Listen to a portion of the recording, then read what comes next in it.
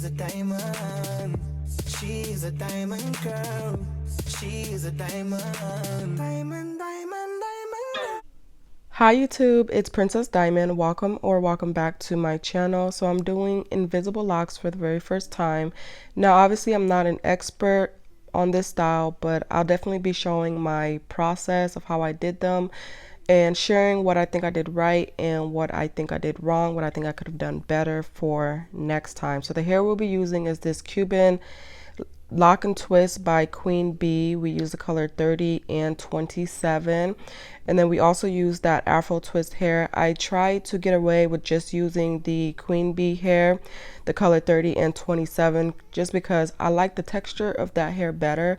And then I also like the color, so I didn't want to add in that color 1. But we was running out of hair, so I started incorporating the Afro twist hair, which was the color 1. Going towards the front of the head. I did like the Cuban hair better, and going forward I would only use that hair, and I would use 3 packs. That's what would be needed. I think we needed about like 2.5, so yeah, 3 packs is what would be needed. As you can see on my hand there, I'm using Shine and Jam to create the locks or the twist. Now that's where I went wrong, because you definitely, I would say, need something a little thicker. Now I would suggest like Lock and Twist, something like that, a much more thicker gel. And another thing that I did wrong was that, well, I didn't realize that she had product in her hair already. So as I start twisting it, you'll start to see the Shine and Jam start to turn white, and it actually doesn't even dissolve. Like usually sometimes you can get away with having a little bit of product in your hair when you're using Shine and Jam, because even if it does turn white, sometimes it will later dissolve, but in this instance it didn't. So just make sure that you are starting on clean hair with absolutely no product, so that way the gel, jam, whatever you're using doesn't turn white. One thing that I did want to make sure of when I was doing this style is that I didn't want the twist, the locks, I didn't want the end result to look too full. I also didn't want it to not look full enough. So I wasn't really sure how many, first of all, how many boxes to make, and then also how many strands to use. So that's what I'm going to share with you guys. So altogether, I did 44 twists. So this back section that you see me working on currently, I did 22 locks in the back. And then in the front, total was 22 as well. So on the front left, I had 11 twists, and in the front right, I had 11 twists. For each twist, I used 2 strands of the Cuban twist hair.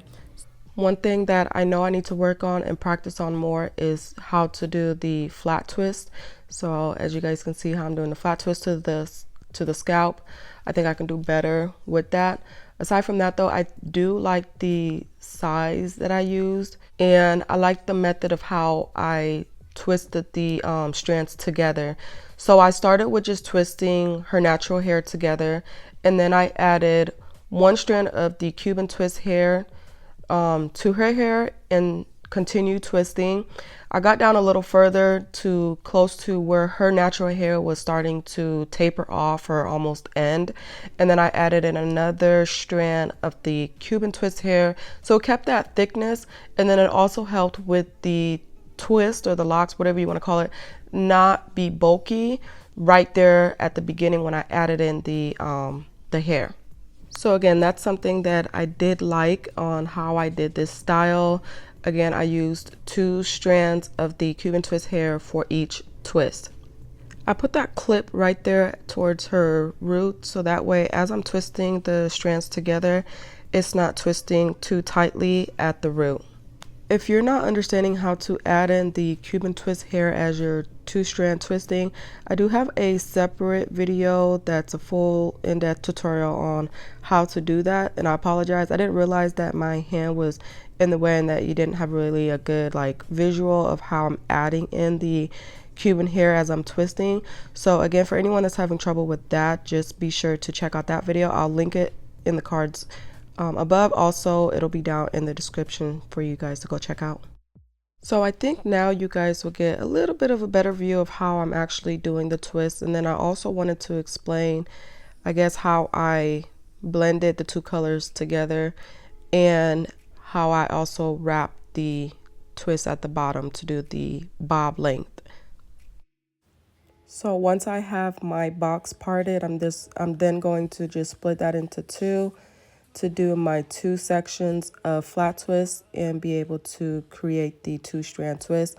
I'm applying my jam to both sides and just combing it through.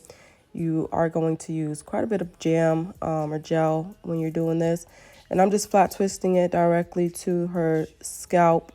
And yeah, you guys, you can see how much it's turning white. So just make sure you're not using any other product in the hair to avoid it from looking like this. But yeah, once it's thoroughly combed out, like I said, flat twisting it. You can flat twist whichever way you prefer. I'm doing mine's going to the right, but whichever way you flat twist, both strands will be flat twisted in the same way, and then the strands would be twisted together in the opposite way.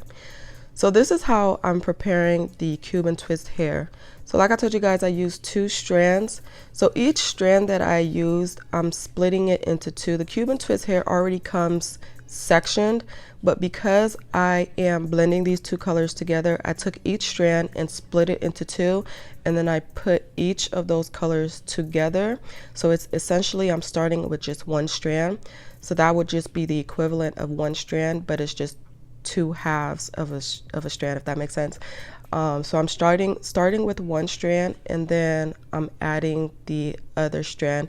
It sounds confusing, but just go back and see how I was able to split those strands up, put it together. That created one strand, but I had two different strands, and I'm adding it in two different at two different times. I only did it like this because I wanted to blend the two colors together. If you're using just one color and you're using this hair, you don't have to split it because, like I said, it already comes pre-sectioned. So you can just take that first section and start your twist, and then add in your second section and continue with your twist.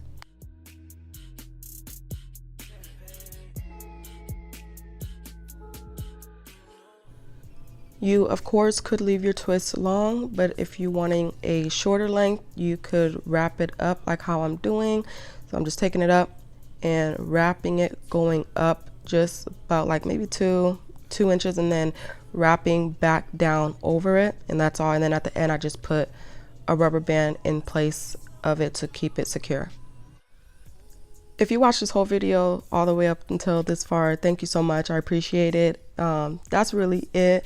This was, like I said, my very first time doing it, so definitely trial and error, but I was very happy to just share what I learned while doing this and what I think I could do better.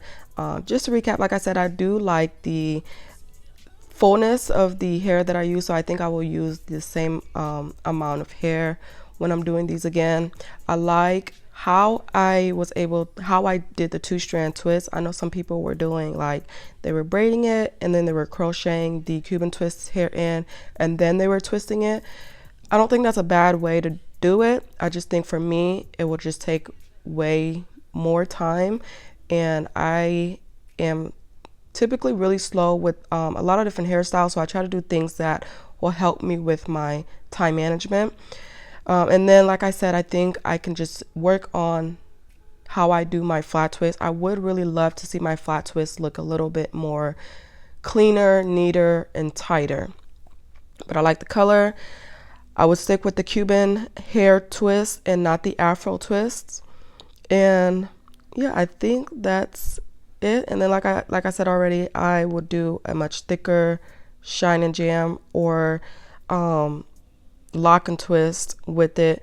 My cousin went ahead and styled it herself, and I like the versatility that you have with this style, but one thing I would be a little concerned with is how long this style would last.